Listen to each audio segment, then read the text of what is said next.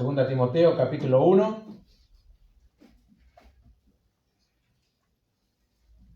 Nos corresponde los versículos 15 al 18.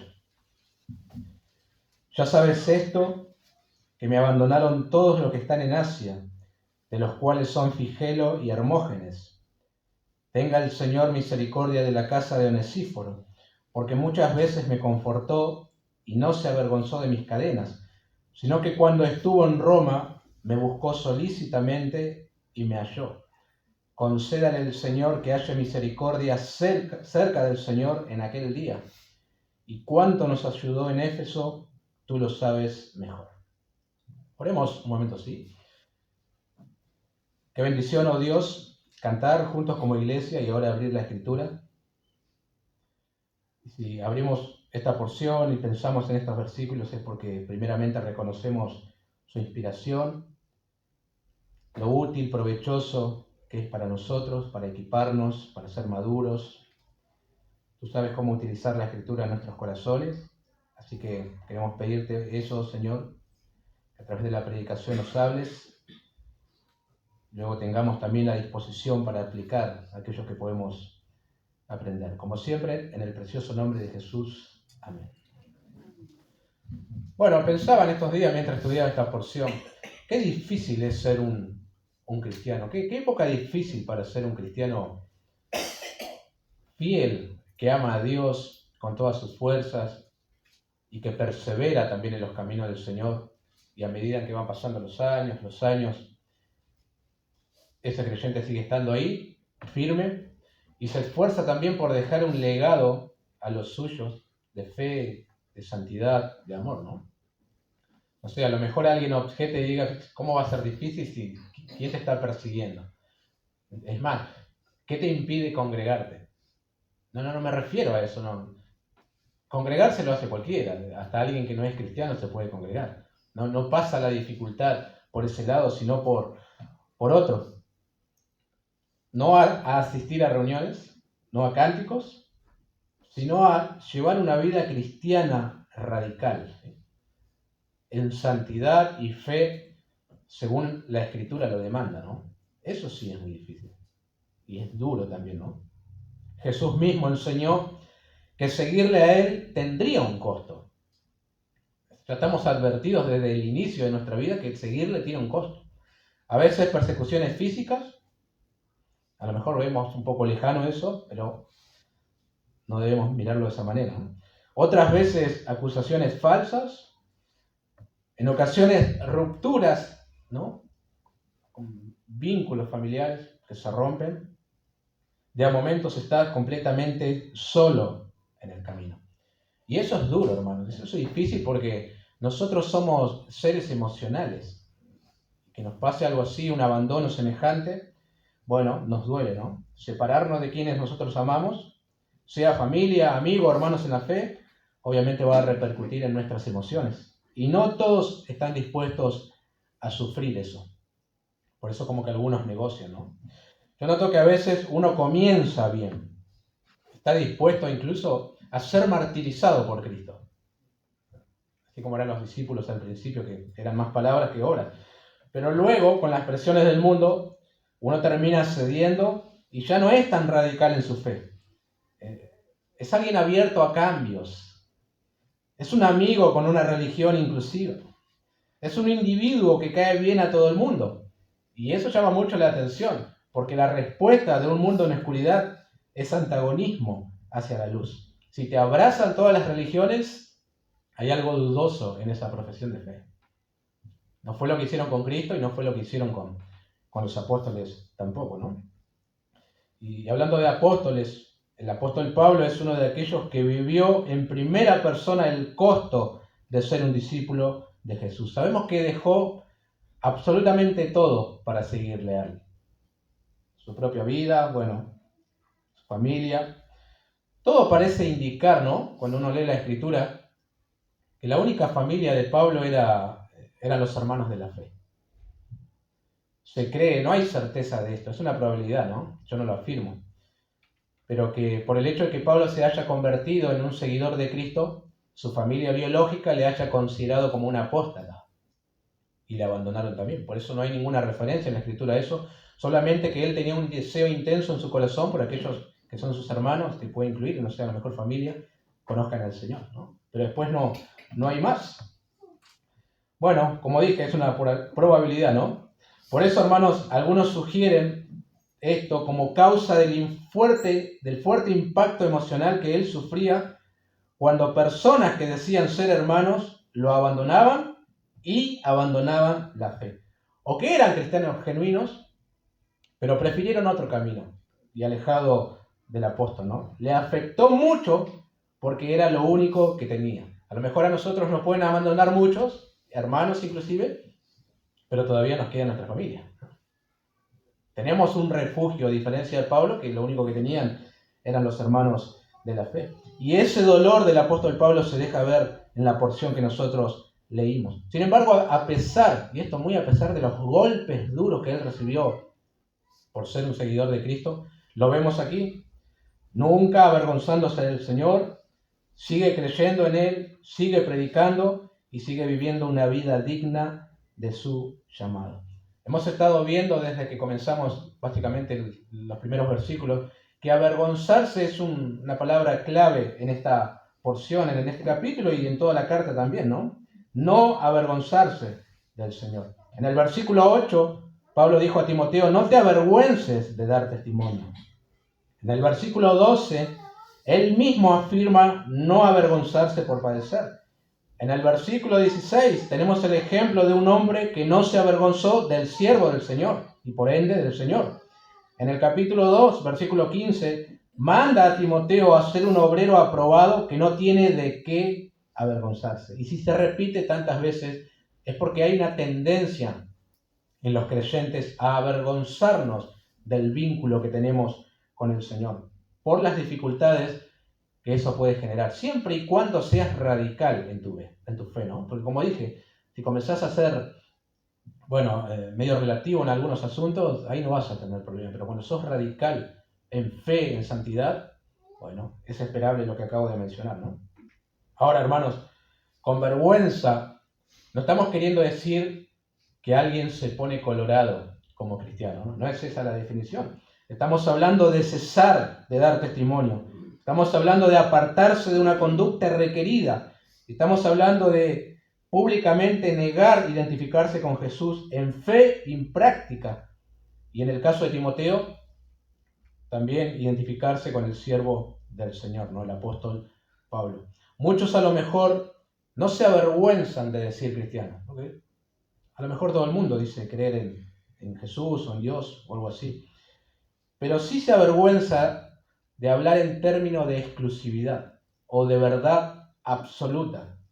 Mientras toda verdad sea relativa, no habrá problemas. Ahora, cuando decís que solo Jesús es el camino, la verdad y la vida, y todo lo demás es callejón sin salida, mentira y muerte, entonces ahí puede que sufras vergüenza, ¿verdad? Estás siendo radical en tu fe. En nuestros días, ustedes saben, hasta defender lo obvio, como la vida desde el momento de la concepción, es motivo de afrentas. Afirmar que un hombre es hombre y el pasto es verde puede ser motivo de discusión, hoy no. Y eso es lo que muchos no quieren. Por eso permanecen en un supuesto terreno de neutralidad, que en verdad no existe en esto. No puede ser neutral. Claro que no. Porque en la vida es con el Señor o contra Él. Es juntar a su lado o desparramar. Nadie puede estar parado ahí en el medio, ¿no? Mateo 12:30 era la cita. Ahora, entrando a nuestro texto de hoy, no encontramos explícitamente un imperativo. No hay un mandamiento a Timoteo. Esto tenés que hacer o esto no tenés que hacer. No. De todas maneras, creo que está de manera implícita en el texto. El mensaje de Pablo a su hijo en la fe en esta porción, siguiendo el hilo que comenzó en el versículo 8, es: no te avergüences aunque otros te abandonen. Algunos se avergonzaron y me abandonaron, pero Onesíforo no. Tienes que ser como él. Y así nuevamente está alentando a este pastor tentado a avergonzarse. Y le alienta a que permanezca fiel a su llamado, ¿no? Así que eso vamos a ver en esta noche con la ayuda del Señor. Onesíforo, el que no se avergonzó. En primer lugar, notemos, tremendo esto, el abandono que sufrió el apóstol Pablo, versículo 15. Ya sabes esto, que me abandonaron todos los que están en Asia, de los cuales son Figelo y Hermógenes. Ahora, por la oración inicial, parece ser ya un caso conocido para Timoteo, ¿no? Ya sabía de la situación del apóstol y no requiere que le explique mucho. Está al tanto del abandono que su mentor sufrió de parte de los que están en Asia. Sabemos que no se está refiriendo al continente asiático, ¿no? Sino a una provincia romana llamada Asia, cuya ciudad principal era Éfeso. Corresponde esto al oeste de Turquía, según los que saben, ¿no? Ahora, hay muchos allí que nosotros no sabemos quiénes fueron, pero abandonaron a Pablo. Seguramente Timoteo sí sabe quiénes son, obviamente. Pero a nosotros nos llega solamente dos nombres, Figelo y Hermógenes, de los cuales tampoco sabemos mucho porque esta es la única porción en donde se le menciona. A lo mejor, se cree, ¿no? Eran líderes o creyentes de los cuales el apóstol menos esperaría que le abandonen. Y sin embargo, lo terminaron haciendo, ¿no? Bueno, en verdad no importa ni siquiera quién eran. Lo que resalta aquí es la tristeza del corazón de Pablo. Todos me abandonaron. Y al finalizar su carta, otra vez dice, solo Lucas está conmigo.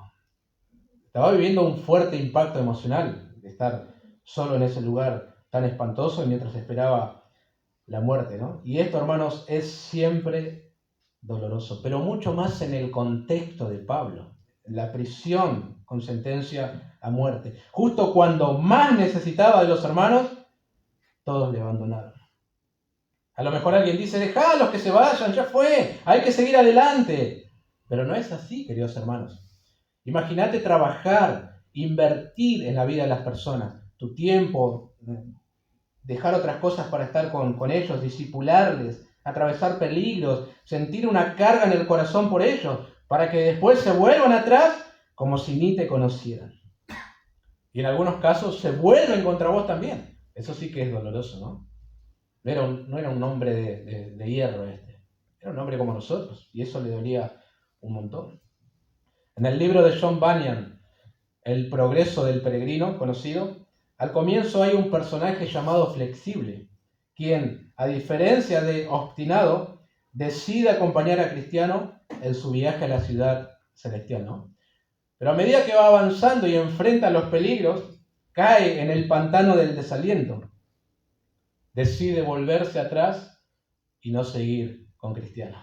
Acá está sucediendo lo mismo, hermanos, con los creyentes, ¿verdad?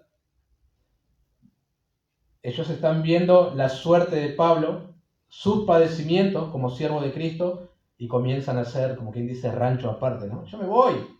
Se puede ser creyente sin necesidad de pasar esto. Hay otros caminos. Es necesario estar en la cárcel y sufrir por Cristo. Y le dejaron, ¿no? Ahora, lo que muchos se preguntan es si el abandono de todos los que están en Asia es un abandono de apostasía o un abandono personal. Es decir, ¿están abandonando a Cristo o están abandonando solamente a Pablo? Bueno, todo un debate con respecto a esto. Espero dar una solución posible a eso, ¿no? Algunos creen que estos hombres que manifestaban ser creyentes, sobre todo Figelo y Hermógenes, no testificaron a favor de Pablo ante las autoridades romanas, ¿no? Ni lo visitaron, ni lo apoyaron en su encarcelamiento. Es decir, no es un abandono de apostasía, sino un abandono personal, sentimental, es solo con Pablo. Ahora, esto es duro igual, ¿no? Duele igual porque en aquel tiempo el preso dependía exclusivamente de la familia o de algún amigo para subsistir, no más. Por eso al finalizar la carta, Pablo pide a Timoteo que le traiga el capote que dejó en Troas en casa de Carpo. Roma ni siquiera le iba a proveer un abrigo a Pablo. Necesitaba de los hermanos. Entonces, ¿entienden lo que implica ser abandonado por los hermanos? El dolor emocional y físico que eso conlleva. Él depende para comer de los hermanos. Él depende para vestir de los hermanos. Y le abandonaron, ¿no? Ahora, muchos otros, estoy más de acuerdo con esto, sostienen que un abandono a Pablo era igual que un abandono a Cristo. Apostasía. Porque en el versículo 8, él pide a Timoteo que no se avergüence del Señor, pero tampoco de él, quien es preso suyo. Avergonzarse de las prisiones de Pablo era avergonzarse de Cristo mismo. Porque él era un prisionero, estaba preso no por ser un sedicioso, sino por testificar del Señor Jesús. Por eso se interpreta de esa manera, ¿no? Dejas a Pablo, es porque estás dejando a Cristo. Además, él es un referente de la fe cristiana. Él es un buen ejemplo de la hermosura del Señor. ¿Y cómo dejarle a él? Básicamente estás dejando la fe cristiana. Así que no ir a testificar en favor de Pablo o abandonarle a las buenas de Dios es, en el mejor de los casos, extrema cobardía. En el peor de los casos, apostasía, ¿no? Apartarse de la fe. Ahora, muchos no se atreven a afirmar esto último porque Pablo no lo dice directamente, como en otros casos. Por ejemplo, más adelante en esta carta, él dirá que un tal Himeneo junto a Fileto se desviaron de la verdad. Pero acá solamente está diciendo que le abandonaron, ¿no? No necesariamente lo que acabo de mencionar. De todas maneras, alguien dijo, ser rechazado por el mundo no es agradable, pero ser abandonado por los colaboradores en el servicio de Cristo es particularmente doloroso. Ver que aquellos por quienes usted ha invertido su vida para edificarlos espiritualmente se alejan y a veces se tornan contra usted es algo que rompe el corazón hasta el extremo. Alguien más añadió, para Pablo, por consiguiente, perder la confianza de otro cristiano era probablemente más traumático que para un pastor de hoy perder a un miembro del equipo pastoral.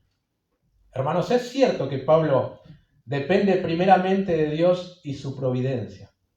Es cierto que todo lo puede en Cristo, que le fortalece. Es cierto que aprendió a contentarse cualquiera sea su situación. Claro que sí, pero Pablo sigue siendo un hombre.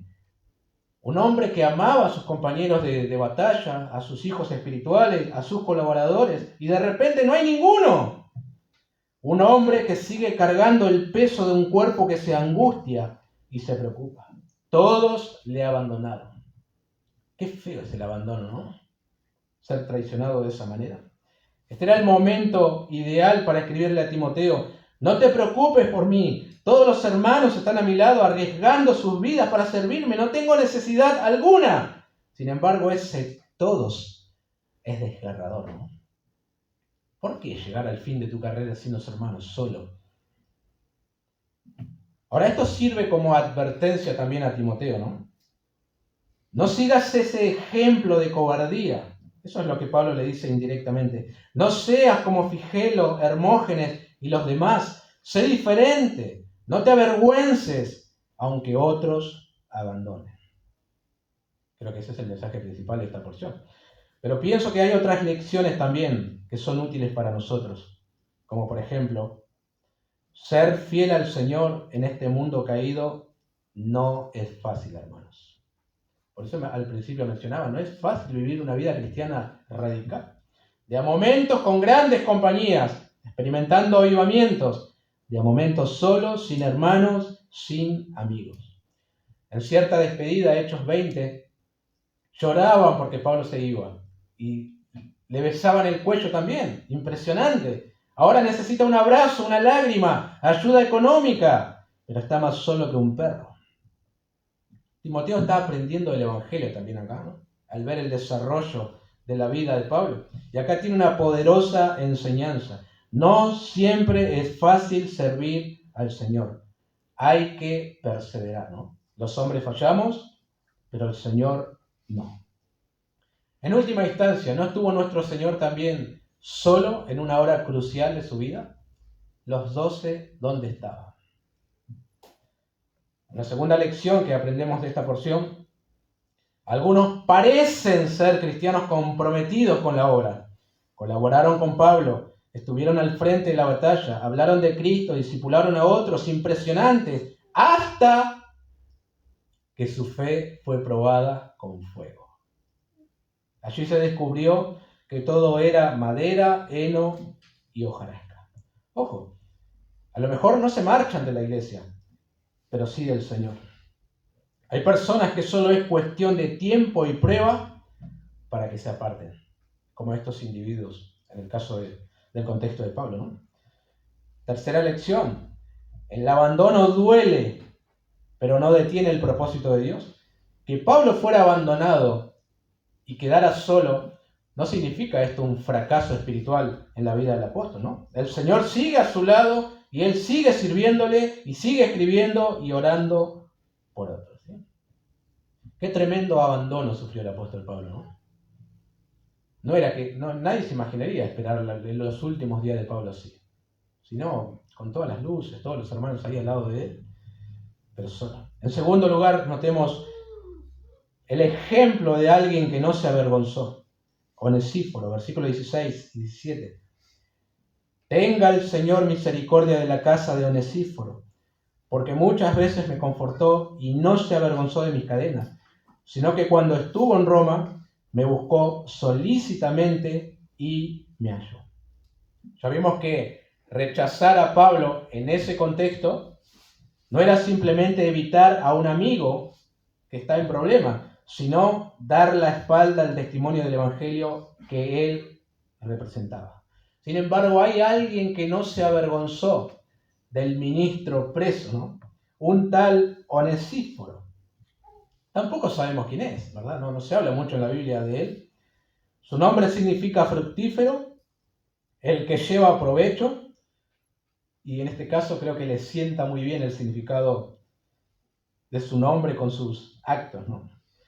Ahora, hay un deseo de Pablo que seguramente se convierte en oración por la casa, la familia de este hombre. Probablemente también participó en la ayuda al apóstol Pablo. Ahora Pablo está pensando en ellos, orando por ellos, bueno, y desea que la misericordia del Señor les alcance, porque ellos también demostraron misericordia con él. Muy interesante algo que al finalizar la carta, en el capítulo 4, 19, nuevamente les recuerda diciendo a Timoteo que salude a la casa de Onesíforo. Como que le había impactado muy fuerte la actitud de este hombre, ¿no? De visitarle allí en la cárcel y bueno, de proveerle las cosas que necesitaba. Ahora hay algo hermoso también en esto, ¿no? En medio de tanto abandono que duele, Pablo decide centrarse más en mostrar gratitud hacia aquellos que le ayudaron y menos quejas hacia quienes le desampararon. Nosotros muchas veces hacemos al revés. Como que lo malo nos pega más y constantemente repitiendo eso y tiene más peso que lo bueno. Y lo recordamos más que las bendiciones del Señor. Y no debería ser así, ¿no? Dad gracias en todo, dice la Escritura. Y toda ocasión es una buena ocasión para mostrar gratitud. Pablo se siente agradecido por la vida de este hombre. De hecho, habla más de este hombre que aquellos que le habían abandonado, que bueno, después de ese versículo quedaron en el olvido, ¿no? Dos cosas destaca el apóstol de este hombre. Primero, que muchas veces le confortó. Yo ya he mencionado que las cárceles de antes no eran como las cárceles de ahora, ¿verdad? No se hacían cargos de las necesidades del preso. No es como ahora que muchos están mejor en la cárcel que cuando estaban afuera, ¿no? Alguien se robó un país entero y sale a bailar en el balcón. Eso no es una prisión, es una burla a la sociedad, ¿no? Pero en los tiempos de Pablo no eran así, queridos hermanos. Él necesitaba de los hermanos, necesitaba de que les provea para sus necesidades con alimentos, ¿no? Me alivió, me ha refrigerado, dicen otras versiones. Fue como un aire fresco la visita de este hombre. Esa es la idea detrás de me reconfortó. Ahora trato de imaginar la situación. Cuando lean las Escrituras, trate de alguna manera de meterse en el siglo I y bueno, armar la historia.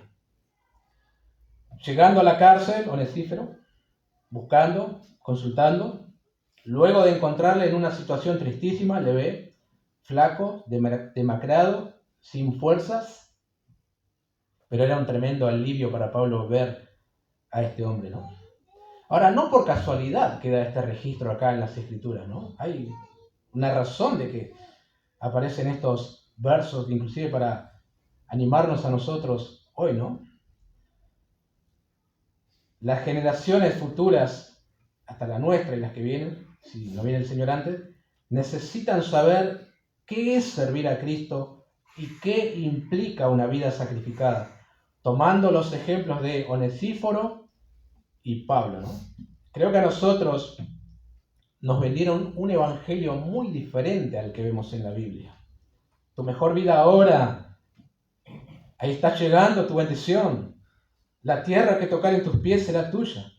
Y cuántas cosas más. Pero miren al apóstol Pablo. Miren sus últimos días. Y nosotros buscando grandezas. Qué tremenda diferencia, ¿verdad? Ahora me encanta esto. La misericordia que otros no mostraron para con Pablo, él la desea y seguramente la pide al Señor para la casa de este hombre. Nunca he justificado una reacción violenta hacia otros, hacia quienes nos dañaron, y tampoco, hermanos, hay que tomarse las cosas de manera personal. Es mejor ser agradecidos, quedarnos con eso, con aquellos que mostraron misericordia con nosotros. No detenerse tanto en los que no lo hicieron, ¿no? Son más las palabras de bien hacia Onesíforo que las quejas por Figelo y Hermógenes, ¿no? Me reconfortó este hombre, dice Pablo. Lo segundo que destaca de este hombre es que no se avergonzó de sus cadenas. Es decir, no se avergonzó de tener un compañero considerado enemigo del Estado y que pronto sería condenado a muerte. ¿Amaba Onesíforo más a Pablo que los demás? ¿Su fe en el Señor era más auténtica? ¿Había entendido que avergonzarse de Pablo era avergonzarse de Cristo? Pueden ser todas. Una de estas o todas, ¿no? Ahora, hermanos, en un punto, en un aspecto, hablando humanamente, ¿no? Es entendible que muchos se avergonzaran de las prisiones de Pablo y que no quisieran saber nada con él y se alejaran, porque identificarse con un preso condenado a muerte abre la posibilidad de sufrir la misma suerte que él. ¿Recuerdan al apóstol Pedro en el patio de la casa de Anás? Jurando no conocer al Señor Jesús. Y claro, porque si se identifica con Jesús, en su mente está, voy a correr la misma suerte que Jesús. Entonces hasta juró y maldijo no conocer al Señor. Por eso digo, es entendible, pero no justificable en ningún aspecto, ¿no? Porque de esa manera se niega el llamado de Jesús de dejarlo todo por Él. Él mismo dijo, si alguno viene a mí y no aborrece a su padre y madre y mujer e hijos y hermanos y hermanas y aún también su propia vida, no puede ser mi discípulo. Lucas 14, 26. Nuestra vida, hermanos, no vale más que la gloria de Cristo. ¿De qué te vale salvar tu pellejo si en tu interior sabes que estás negándole al Señor y estás mal con Él? Eso demuestra un montón de cosas.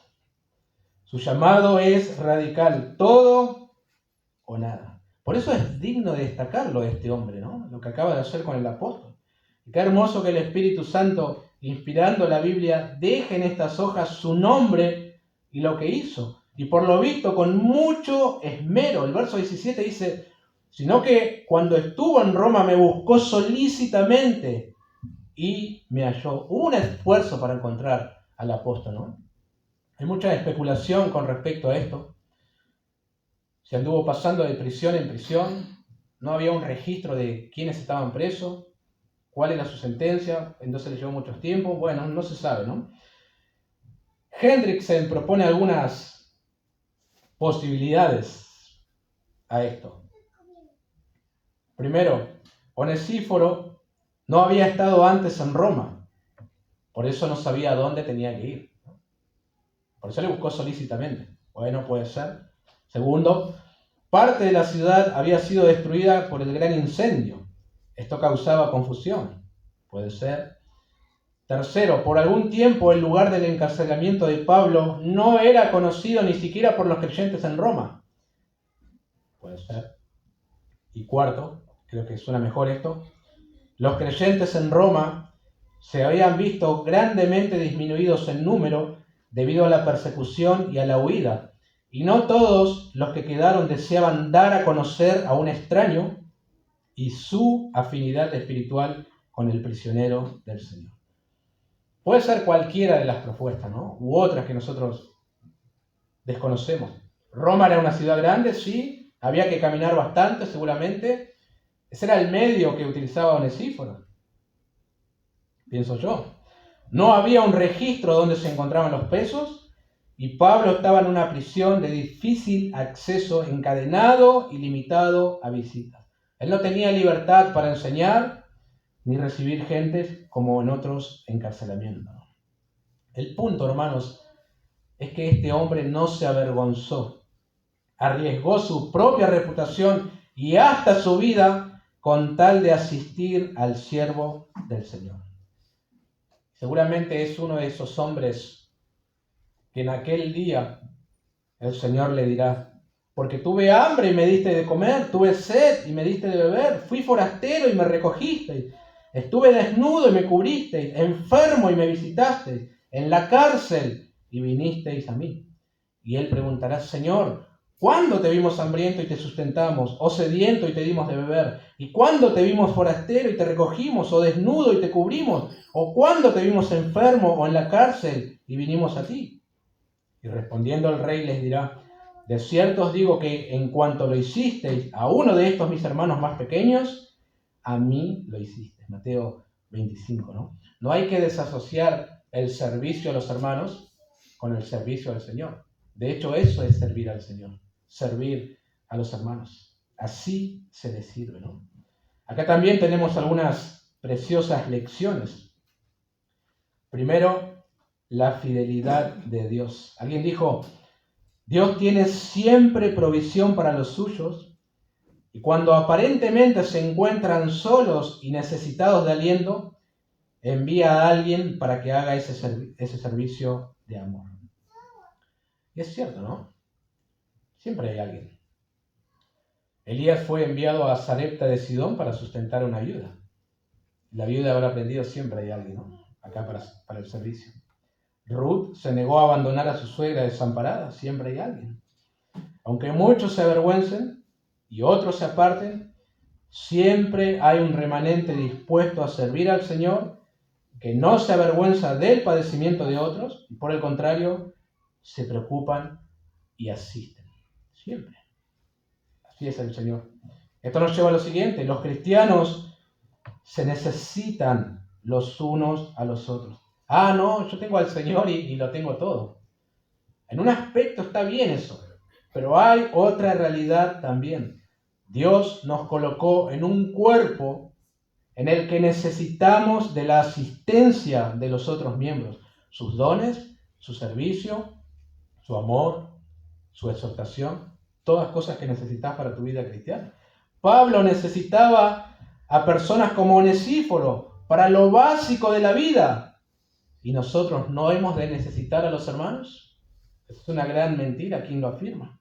Quien considera que no los necesita está en un terreno muy peligroso, y eso es orgullo, ignorancia de las Escrituras. Quien decide vivir la vida cristiana aislada de sus hermanos, estoy seguro que no soportará mucho tiempo. He notado, el patrón siempre es el mismo y en todas las congregaciones es igual. Primero se va alejando de a poco de los hermanos. Algo pudo haber sucedido que lo llevó a mantener distancia y no quiso hablar. Una pequeña raíz de amargura se va formando. Luego comienza a reducir su asistencia a los cultos y a seleccionar a las personas a las que le va a hablar. El fin es cantado. Se aparta de la iglesia porque no hay amor y se va enojado teniendo la razón. No seas cabeza de chorlito. Necesitas a los hermanos que Dios en su sabiduría te proveyó. La tercera lección, una pregunta. ¿Cuándo fue la última vez que usted confortó, alivió a otros hermanos, como este hombre? Onesíforo buscó solícitamente a Pablo, es decir, fue intencional, se esforzó, se expuso. No es que le mandó una carta para preguntarle si le iba bien en la cárcel, no. Pero ¿cuándo fue, hermanos, la última vez que nosotros lo hicimos? Ese ministerio olvidado, pero tan importante en la iglesia del Señor, de reconfortar a otros. Quiere el Señor despertar ese espíritu entre los creyentes. En tercer y último lugar, un deseo de misericordia para el que no se avergonzó. El versículo 18. Concédale el Señor que haya misericordia cerca del Señor en aquel día. Y cuánto nos ayudó en Éfeso, tú lo sabes mejor. Bueno, algunos han argumentado que por las palabras de Pablo, que el Señor le dé misericordia en aquel día, Onesíforo ya había muerto. Sostienen eso, ¿no? Por las formas de las palabras. Por lo tanto, aquí tendríamos el registro de una persona orando por los muertos. Bueno, ustedes saben, el que quiere hacer una herejía, formar una falsa doctrina, lo hace donde quiere, ¿no? Pero eso es muy absurdo. Acá no hay una oración por un muerto y ni siquiera hay una oración por un vivo. Esto es simplemente un deseo de Pablo por alguien que le ayudó mucho. Es una expresión de gratitud por el servicio de Onesíforo, nada más. El apóstol desea que este hermano tenga una gran recompensa. Eso es todo. No hay que buscar más en el versículo. En aquel día, es obvio pensar que se refiere al día en el cual los creyentes se presentan delante del tribunal de Cristo para recibir recompensas o no. Tal como lo mencionó Pablo en el versículo 12, que él también creía lo mismo. Ahora, llama la atención que se mencione 2 veces al Señor. Concédale el Señor que haya misericordia cerca del Señor. Es un poco confusa la construcción de la oración, ¿no? Pero lo más seguro es que el primer Señor se refiere al Padre, ya que Él es quien concede, y el segundo Señor es, por lo tanto, Cristo. Con esto no estoy queriendo decir que haya 2 señores, ¿no? Pablo no está hablando de 2 señores distintos, sino usando el título Señor en 2 funciones distintas dentro de la economía divina, ¿no? El Padre como dador de misericordia y Cristo como juez y Señor escatológico. Nada más, ¿no? Lo último de Pablo a destacar es el compromiso con el servicio de Onesíforo, ¿no? Ya para Timoteo es conocida la labor de este hombre. ¿Cuánto nos ayudó en Éfeso? Tú lo sabes.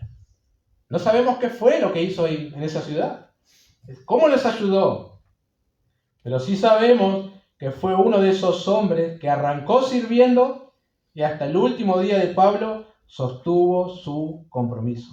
Ayudó en Éfeso, ayudó en Roma y su nombre y labor quedan como ejemplo para todos los creyentes. Siempre digo, algunos arrancan muy bien en el camino del Señor. Le sacan el jugo a la escoba. El desafío es continuar con el servicio hasta el día de Cristo, ¿no? Ese es el desafío. Y ser hallados fieles. Y aquí también, preciosas lecciones para nosotros. Primero, hay que valorar y reconocer a aquellos que sirven fielmente. Son un regalo del Señor, aquellos que desinteresadamente sirven al Señor, ayudan y reconfortan. Ojalá la iglesia se poblara de onesíforos, de personas que ayudan a otros y alivian la carga también.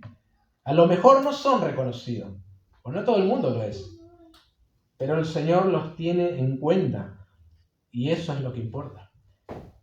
¿Quién de la familia de Onesíforo iba a llegar a imaginar alguna vez que el nombre de este individuo iba a quedar plasmado en las Escrituras, ¿no? Y aquí está, él y su familia por el servicio a Pablo. ¿Qué carta escribió Onesíforo? ¿Qué doctrina enseñó? Probablemente ninguna. pero su nombre y obra están en el libro santo para las generaciones de cristianos. Como diciendo, servir importa. Por lo menos al Señor le importa. Pablo escribió a los filipenses con respecto a Epafrodito, que lo hemos estudiado los miércoles, en el capítulo 2, 29. Recibidle pues en el Señor con todo gozo, escuche esto, y tened en estima a los que son como Él, porque por la obra de Cristo estuvo próximo a la muerte, exponiendo su vida para suplir lo que faltaba en vuestro servicio por mí. Y a los tesalonicenses dijo, os rogamos, hermanos, que reconozcáis a los que trabajan entre vosotros y os presiden en el Señor y os amonestan, y que los tengáis en mucha estima y amor por causa de su obra. Primera Tesalonicenses 5, 12 y 13. ¿No?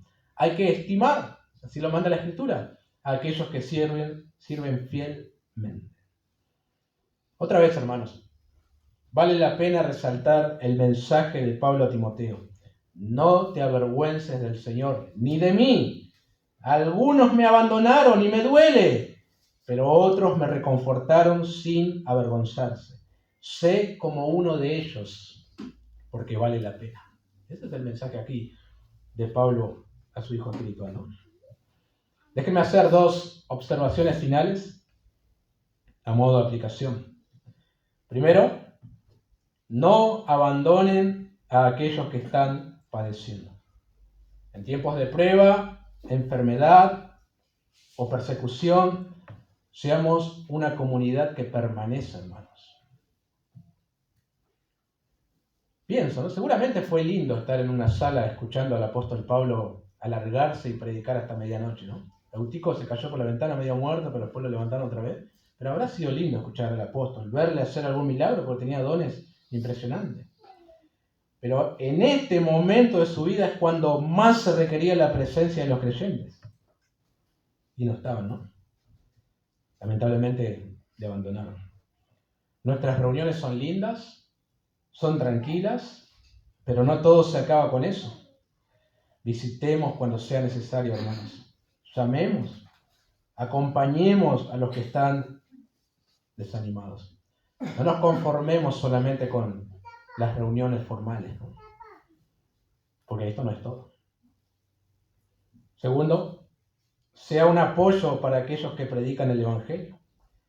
Los que predican, enseñan e infunden ánimo, también lo necesitan.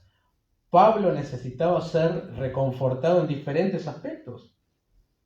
Y un don nadie lo hizo. ¿Quién lo conoce a Onesíforo? Nadie. Entonces, sea un apoyo orando, sirviendo, dando, no poniendo palos en las ruedas, sujetándose, sea un creyente que no se avergüenza del Señor ni de sus siervos. Era el deseo de Pablo a Timoteo, ¿no? Y debe ser el nuestro también, ¿no? Oremos. Te damos gracias, oh Señor, por la Escritura. Qué bello es hacer un recorrido por ella de principio a fin. Estar siempre expectante a ver qué dirás tú, oh Dios. Gracias por este medio, oh Señor. Necesitamos que nos despierte, que nos avives, que nos infundas ánimo.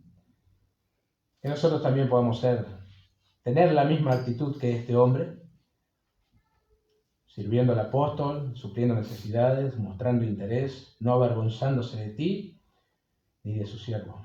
Ayúdanos, oh Dios, en el precioso nombre de Jesús. Amén.